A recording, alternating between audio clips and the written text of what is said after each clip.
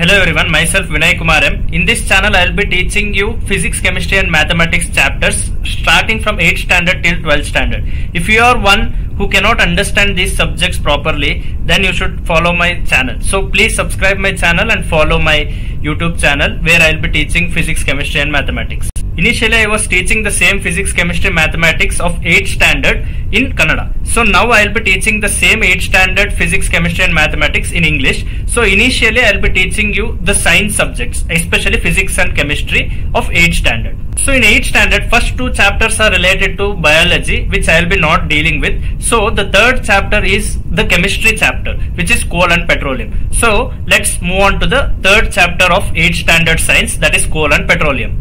To lead our day-to-day life, we want energy sources. So for that we have to depend upon the natural resources to get the energy source so that we can utilize that energy for our various other requirements. So in natural resources we have two types. One is inexhaustible natural resources and the other is exhaustible natural resources. So to know the difference between inexhaustible natural resources and exhaustible natural resources, you have to know the word exhaust. What do you mean by exhaust? Exhaust means something which is already over, something which is already empty. So that is known as exhaust. So the natural resources which is obtained from this mother earth, which can be empty or which can be completed by a period of time. That means that particular natural resource will get depleted over a period of time. So such kind of natural resources are known as exhaustible natural resources. So inexhaustible natural resources is the vice versa of it. So that is the natural resources which will remain forever. Even after using that natural resources for longer time, still that natural resources will be available for you to use.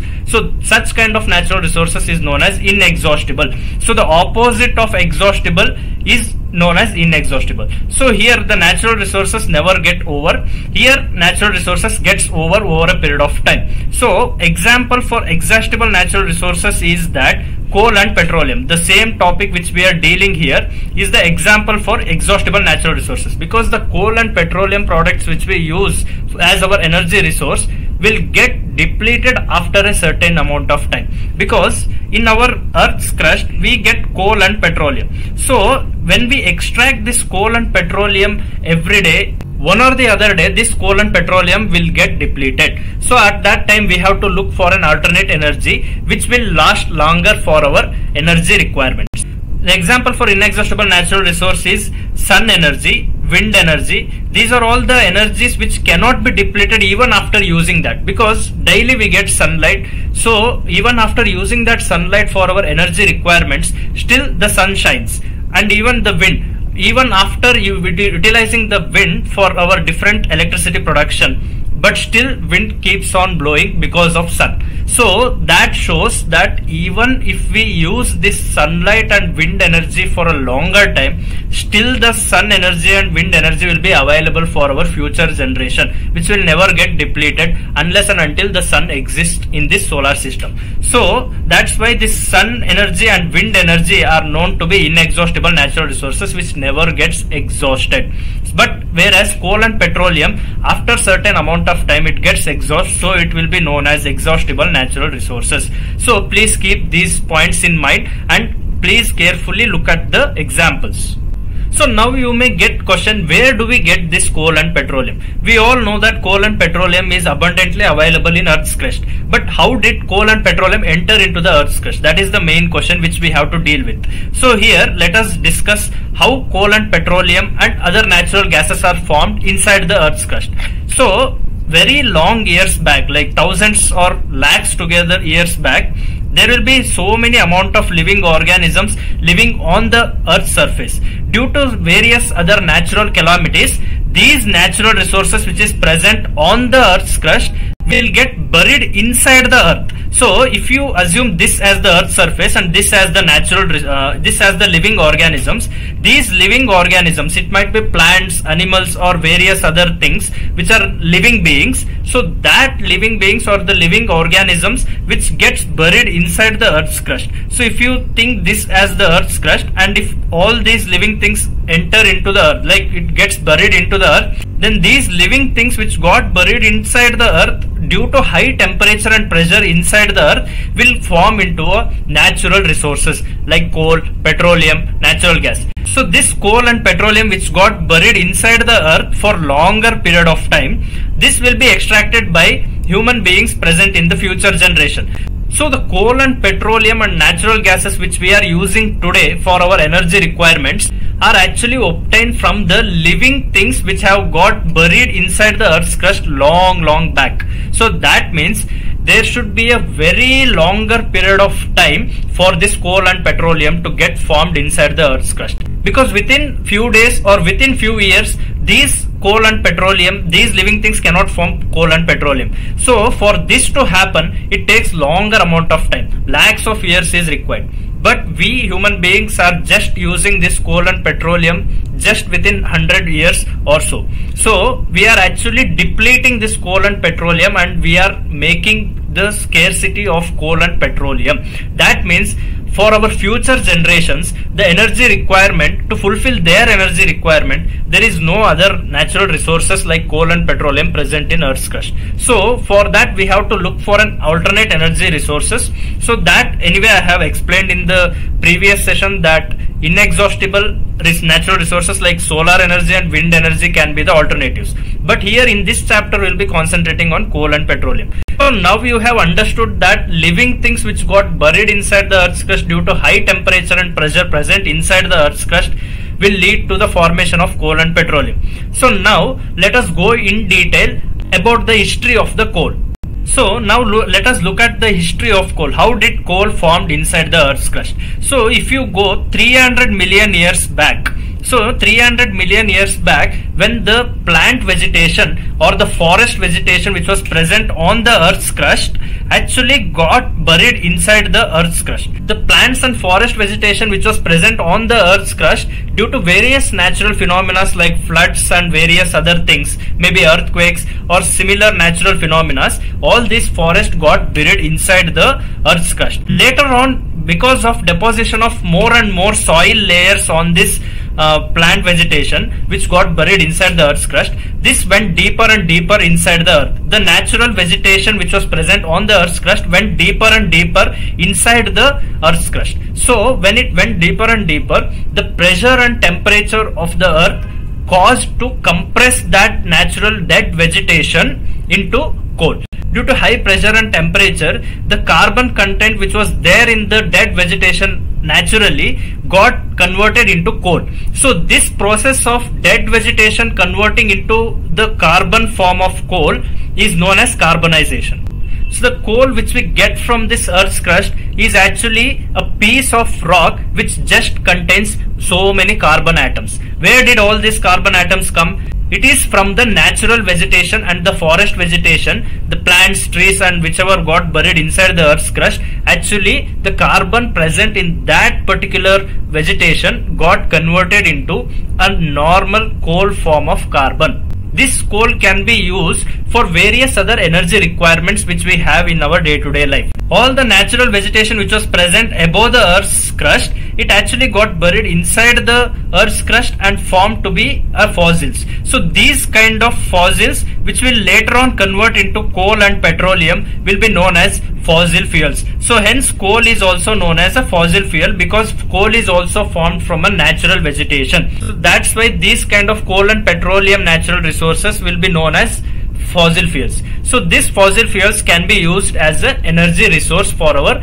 energy required to fulfill our energy requirements. So the coal which is obtained from the Earth's crust is actually processed in the industry to get pure carbon form of product which is known as coke. So this coke can be used for various other different energy requirements to fulfill different other energy requirements. So this coke is actually 100% or nearly 100% pure carbon. So this coke can be used for various other energy requirements, for fulfillment of various other energy requirements. Similarly, there is another product which is formed from this coke also. Impure elements which is added into this coal and coal tar is actually generated. So this coal tar is also used for various other applications. The roads which we are constructing these days, we are actually using the coal tar to make the roads. So these coal tar is also extracted from coal. So this coal tar is not pure form of carbon, but it is an impure carbon containing product which has various other substances mixed with it.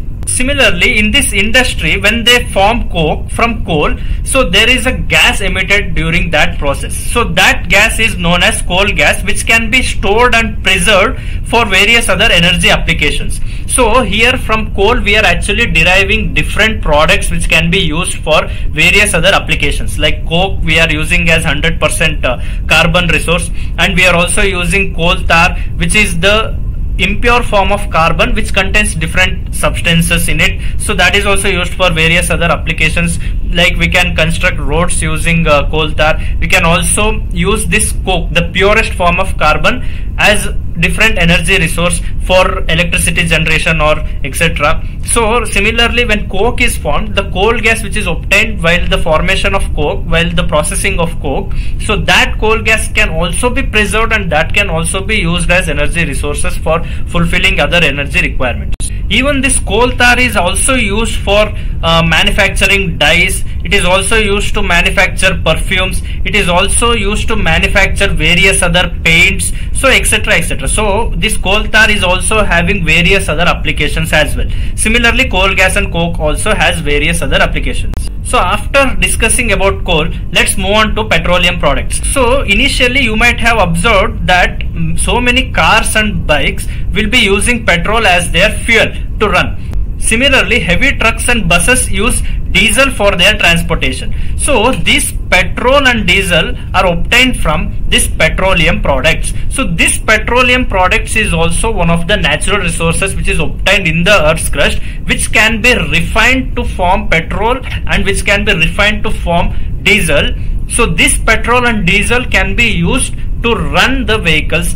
This petrol and diesel can be used as the energy resources to generate the power to move the vehicle forward.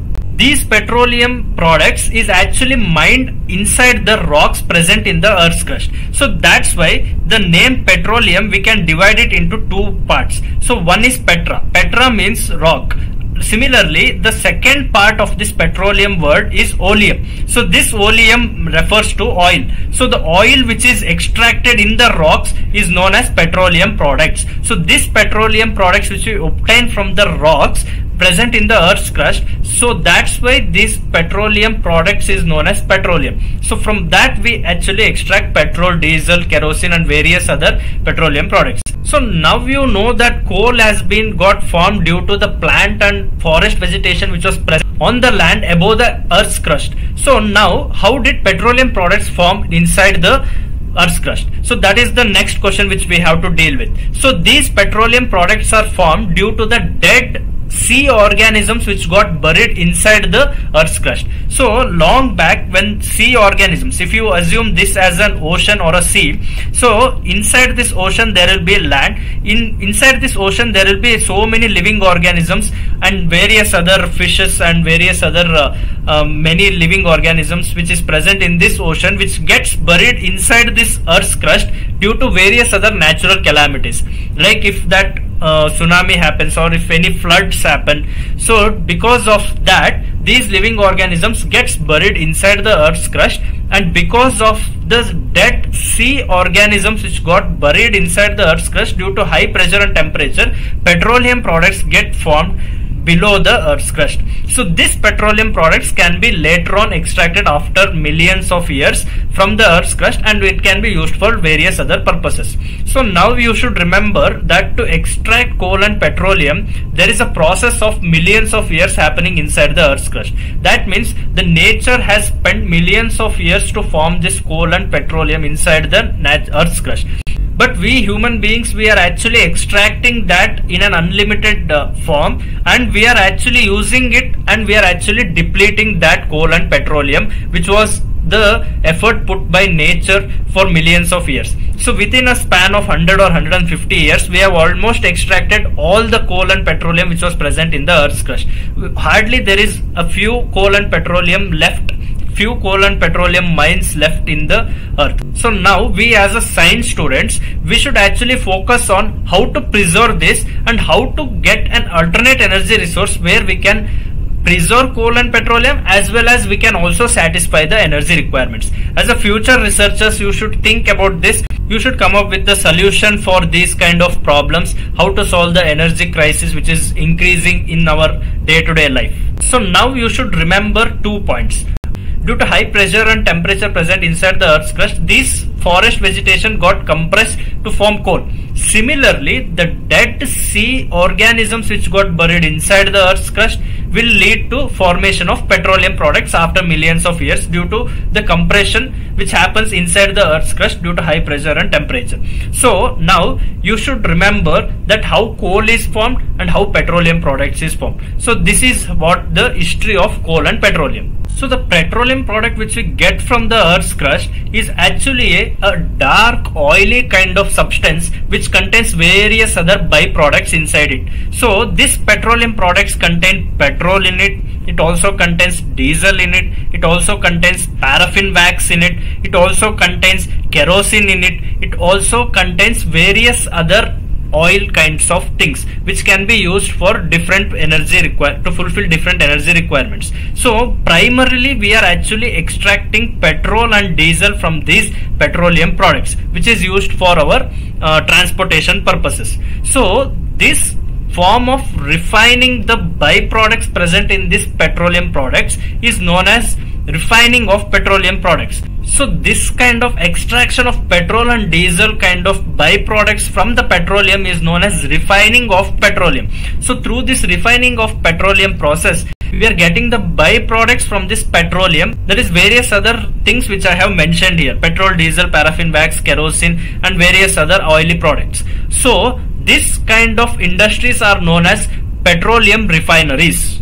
So in this petroleum refinery, actually the refining of petroleum happens and we get various other products which I have listed here. Now after discussing about coal and petroleum, let's move on to the next form of natural resources which we obtain from the Earth's crust is natural gas. So how do we obtain this natural gas from Earth's crust? Similarly, like coal and petroleum products which has got formed inside the Earth's crust, natural gases is also formed because of the dead living vegetation which got buried inside the Earth's crust. Due to high pressure and temperature present inside the Earth's crust, the natural gas is formed. This natural gas is directly extracted from the Earth's crust and it can be directly used for burning the fire. So in the case of coal and petroleum, we should actually refine that coal into coke, coal tar and coal gas, and these petroleum products we have to refine into petrol, diesel, and then we can use this as a fuel for burning to fulfill various other energy requirements. But natural gas is the natural resource which we can directly use to burn the fire, and we can directly use this natural gas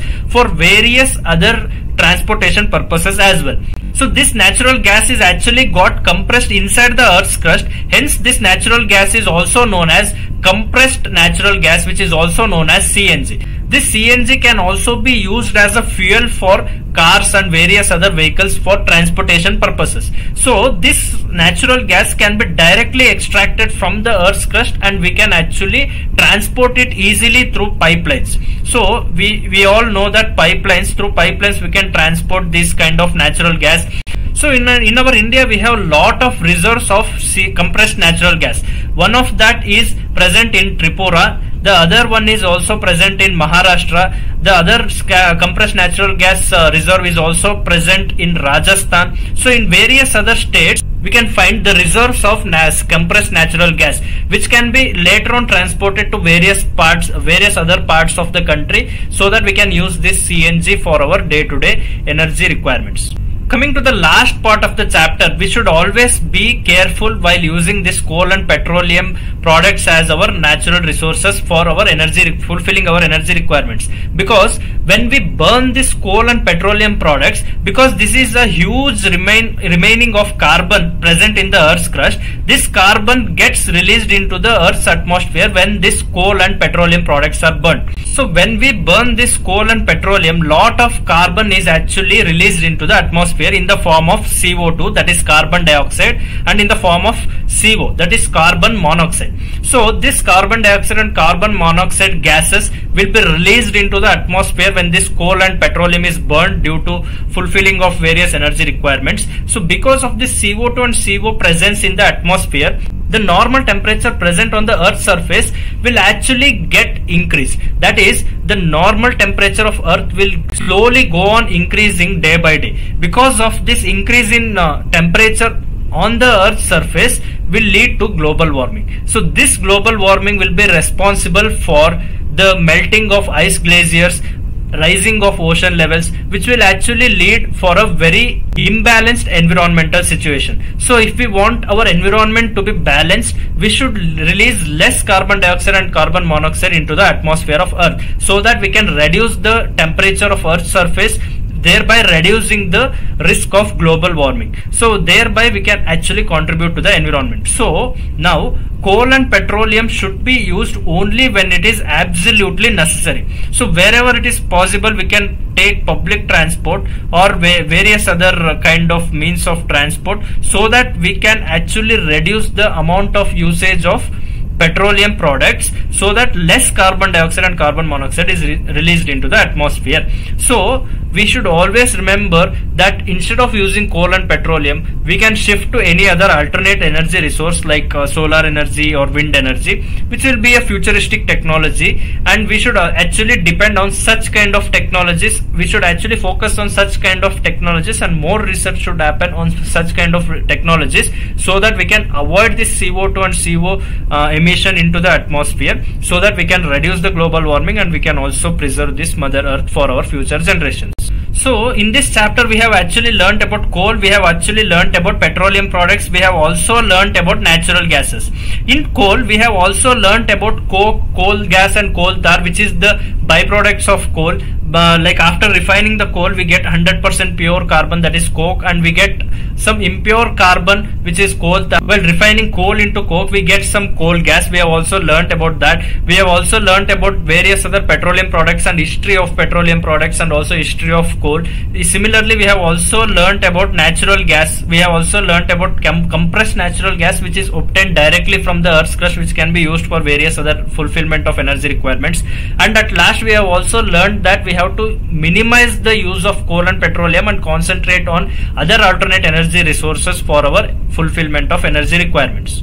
This is all is there in this video. In next video, I will be solving the exercise questions present in this coal and petroleum. So if you want to understand this coal and petroleum chapter thoroughly, first go through this video and understand what is coal and petroleum.